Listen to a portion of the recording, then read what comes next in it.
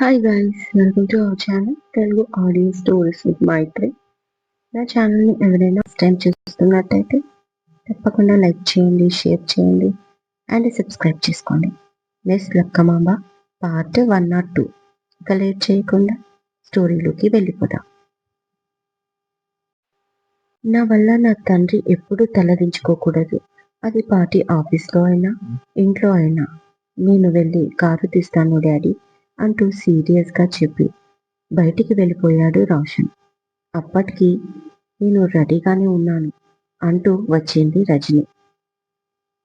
రోషన్ వెళ్ళిన వైపే రామకృష్ణ చూస్తూ ఉండడంతో ఏమైంది వాణ్ణి చూస్తున్నారు అంటుంది రజని. ఏం లేదు, ఆలోచిస్తున్నాను. ఇంతకీ స్వీటీ ఎక్కడా అని అడిగాడు.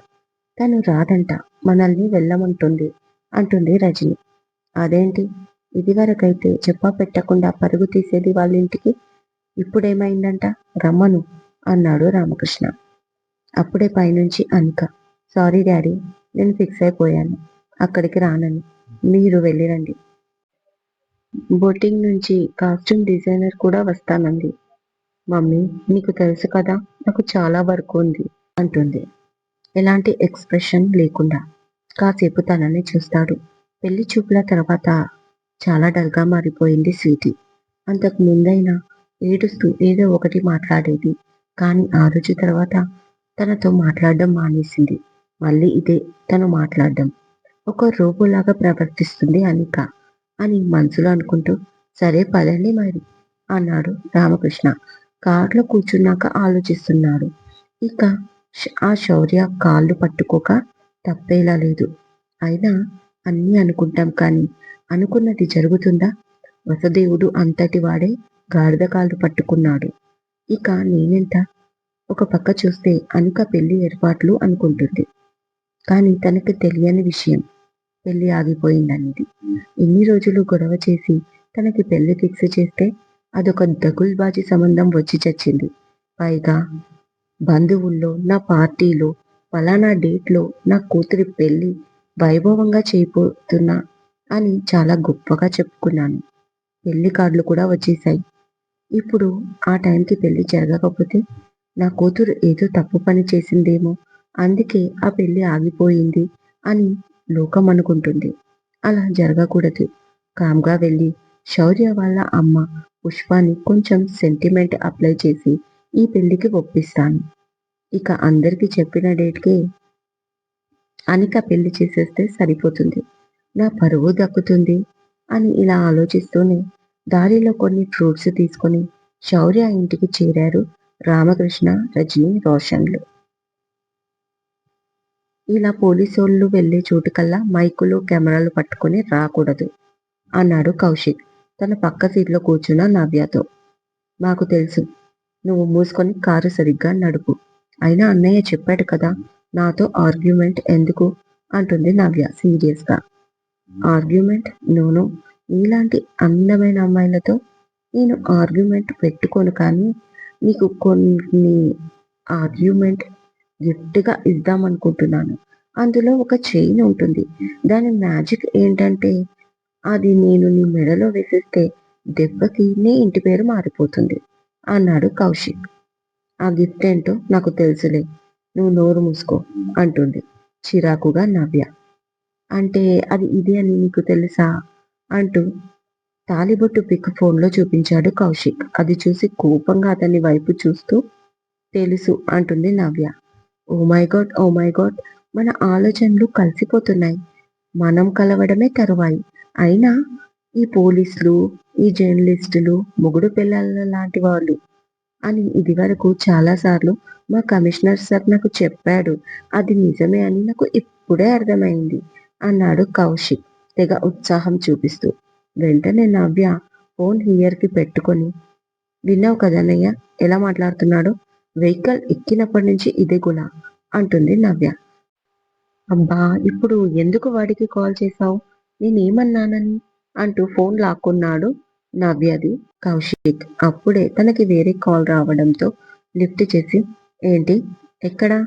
ఓకే ఓకే, అక్కడికే వస్తున్నా అంటూ కాల్ కట్ చేసి స్టీరింగ్ ఇంకో వైపు తిప్పాడు కౌశిక్. ఏమైంది అని అడిగింది.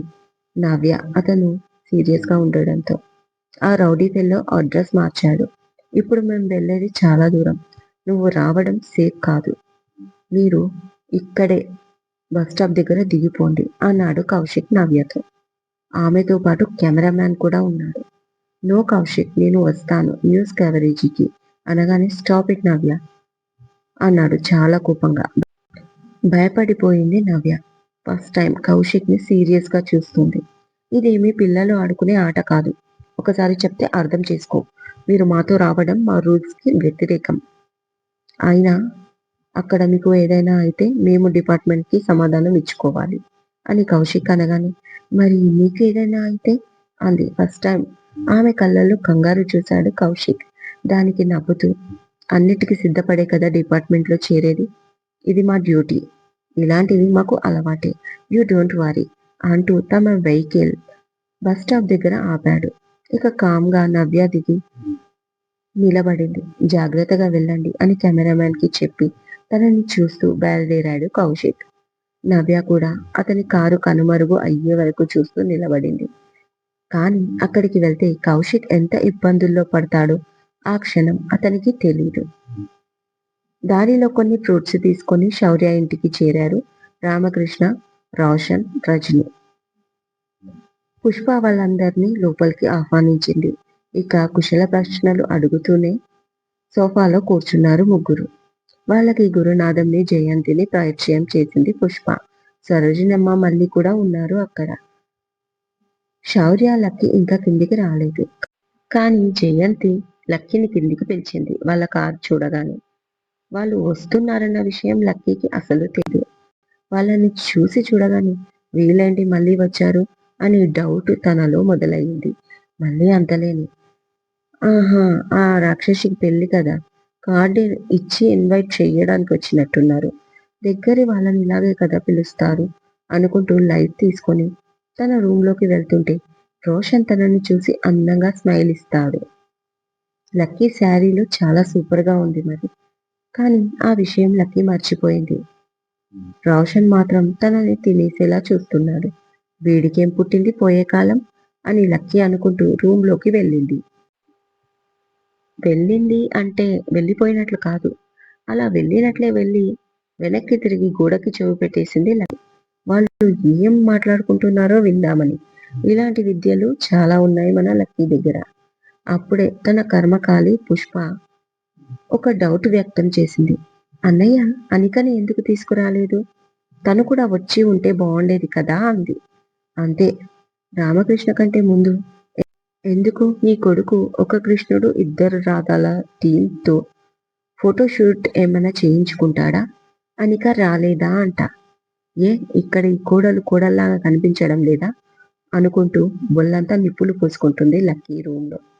లేదమ్మా, పెళ్లి హడావిడి కదా, అందుకే. మరొక విషయం, మా అనికకి పెళ్లి సంబంధం చెడిపోయింది అని చాలా సింపుల్ గా నార్మల్ గా చెప్పాడు రామకృష్ణ. అంతే, అందరూ షాక్ అయిపోయారు. ఇక లక్కీకైతే నోటి నుంచి మాట రాలేదు. ఏంటన్నయ్య మీరు చెప్పేది? షాక్ లోనే అడిగింది పుష్ప. అవునమ్మా, పెళ్లి చెడిపోయింది. కానీ అదే ముహూర్తానికి లక్కీ పెళ్లి చేయాలని నిర్ణయించుకున్నాం. అందుకే మీతో ముఖ్యమైన విషయం మాట్లాడడానికి వచ్చాను అని రామకృష్ణ అనగానే, ఇక పరాయి సంబంధం చూసుకోవడం ఎందుకు, మనలోనే మంచి అబ్బాయి ఉండగా అని నేనే సలహా ఇచ్చాను వదినా. పైగా ఒకటే ముహూర్తానికి మా అబ్బాయి పెళ్లి కూడా చేద్దామని అనుకుంటున్నాం అంటుంది మాట వరుస కలుపుతూ పుష్పతో రజని. రజని మాట ఎక్కడో కొట్టేసింది లక్కీకి. అసలు వీళ్ళు ఎందుకు వచ్చారు? కూతురి పెళ్లి ఆగిపోతే ఏడవాలి కానీ మా ఇంటికి రావడం ఎందుకు? పైగా అబ్బాయి పెళ్లి అంటున్నారు. అసలు వీళ్ళ బ్రెయిన్ లో ఏం నడుస్తుంది అని ఆలోచిస్తుంది లక్కీ. కానీ తనకి ఏమీ అర్థం కావడం లేదు. ఇంకా కన్ఫ్యూజ్ అయిపోయిన పుష్ప, అది కరెక్టే, పెళ్లి చూస్తే 15 రోజులు లేదు.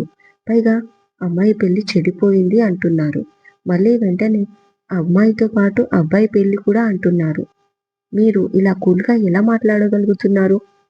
ఎక్కడైనా ఇద్దరికి సంబంధాలు కుదిరాయా? అదే నిజమైతే చాలా సంతోషం అంటుంది పుష్ప తన ప్రశ్నకి తానే సమాధానం ఇచ్చుకుంటూ. సంబంధం ఏముంది చెల్లాయి, మనం అర్థం చేసుకోవాలి కానీ చిటికలో సంబంధాలు ఫిక్స్ అయిపోతాయి. కాకపోతే మన పిల్లల సంతోషమే మనకు ముఖ్యం. అది మాత్రమే ఆలోచించాలి అని నేను చాలా లేట్‌గా రియలైజ్ అయ్యాను అని రామకృష్ణ అనగానే, అంతేగా మరి త్వరగా రియలైజ్ అయితేనే కదా! అటువైపు ఎలక్షన్స్ కూడా వస్తున్నాయి. అందుకే అంత లోపల అన్ని సెటిల్మెంట్లు చేసేస్తే ఇక 5 ఏళ్ళు హ్యాపీగా పాలించవచ్చు అనుకున్నాడేమో అంకుల్. అందుకే అన్నీ కూల్‌గా తీసుకుంటున్నాడు అంటూ పైనుంచి శౌర్య కిందికి వచ్చాడు. ఒక పక్క రామకృష్ణ మాటలే అర్థం కాకుండా ఉన్నాయి. అంటే ఇంకా శౌర్య మాటలు అసలు అర్థం కాలేదు పుష్పకి. ఇక రామకృష్ణ శౌర్య మాటల మీనింగ్ తెలిసినా చాలా శాంతంగా నవ్వుతూ చూస్తున్నాడు శౌర్య వంక. పర్లేదు, హీరోలా ఉన్నాడు శౌర్య. నా పక్కన నిలబడితే నా కూతురికి మంచి జోడి అని మనలో మర్చిపోతున్నాడు రామకృష్ణ. మొత్తానికి నా కూతురు అనుకున్నది జరుగుతుందని రజని హ్యాపీ అయితే, అనిక శౌర్యతో పాటు లక్కీతో నేను సెటిల్ అయిపోతాను అని రోషన్ కూడా హ్యాపీగా ఉన్నాడు. అసలు మీరేం మాట్లాడుతున్నారో నాకైతే అర్థం కావట్లేదు. సరే, లేట్ అవుతుంది. ముందు భోజనాలకు లేవండి. తిన్న తర్వాత తీరిగ్గా మాట్లాడుకోవచ్చు అని పుష్ప అనగానే, అవును, బాగా లేట్ అయింది. రండి అంటుంది జయంతి కూడా. కానీ ముఖ్యమైన విషయమమ్మా అన్నాడు రామకృష్ణ. పర్వాలేదు, అందరం తిన్నాక మాట్లాడుకోవచ్చు అన్నాడు గురునాథం కూడా. ఇక అందరూ డైనింగ్ టేబుల్ దగ్గర డిన్నర్‌కి కూర్చున్నారు. లక్కీ బయటికి రాలేదు. కానీ ఈ విషయమూ తెలియని జయంతి, పుష్ప ఊరుకుంటారా? లక్కీని బయటికి పిలిచారు. ఇబ్బంది పడుతూనే వచ్చింది లక్కీ. ముందుగా సరిగ్గా గమనించి చూడలేదు కానీ రజని, రామకృష్ణ లక్కీని ఇప్పుడు చూస్తారు. పర్వాలేదు, అమ్మాయి బానే ఉంది. అందంగానే కనిపిస్తుంది అని రజని అనుకుంటే, మినిస్టర్ కూతురుతో పెళ్లి అనుకున్నాను నా కొడుకుకి. బట్ ఈ పిల్ల నచ్చింది మా వాడికి. ఏం చేస్తాం? అసలు నా పిల్లల పెళ్లి విషయంలో నేననుకున్నది ఏదీ జరగడం లేదు. ఎవరికి ఏది రాసిపెట్టి ఉంటే అదే అవుతుంది అంటారు. అదే నిజమేమో అని కాస్త బాధపడుతూనే లక్కీని చూస్తాడు రామకృష్ణ. గురునాథం, రామకృష్ణ, శౌర్య, సరోజినమ్మ, రోషన్, రజని ఇలా అందరూ కూర్చున్నారు. జయంతి, పుష్ప వడ్డిస్తున్నారు. ఇక వడ్డించే హడావిడిలో లక్కీ కొంచెం మంచూరియా బౌల్ తీసుకురా కిచెన్ నుంచి అంది పుష్ప. దాంతో కిచెన్లోకి వెళ్ళి మెల్లిగానే మళ్ళీ మంచూరియా బౌల్ ఎక్కడా అని అరిచింది లక్కీ. అబ్బబ్బా, ఎందుకమ్మా అరుస్తారు? ఇంత అందంగా తయారయ్యారు. కాస్త నవ్వుతూ ఉండొచ్చు కదా, ఇంకా అందంగా ఉంటారు అంటూ బౌల్ అందించింది మళ్ళీ. నీకేం తెలుసు నా బాధ? అనిక పెళ్లి ఆగిపోయిందంట అంటుంది లక్కీ. ఆ పిల్లకి పెళ్లి ఆగిపోతే ఆమె బాధపడాలి. కానీ మీరెందుకు బాధపడుతున్నారు? పక్కన మీ ఆయన ఉండగా అంటుంది నవ్వుతూ మళ్ళీ. కదా, మరి నేను ఎందుకు ఫీల్ అవుతున్నాను అని అడుగుతుంది అమాయకంగా లక్కీ. హా, మీ బుర్ర పనిచేయక అంటుంది తలపై ఒకటి తట్టి మళ్ళీ. మళ్ళీ అని కోపంగా అరిచింది లక్కీ ఈసారి. ఈ అరుపులు ఆపి వెళ్ళి మీ ఆయన్ని చూసుకో.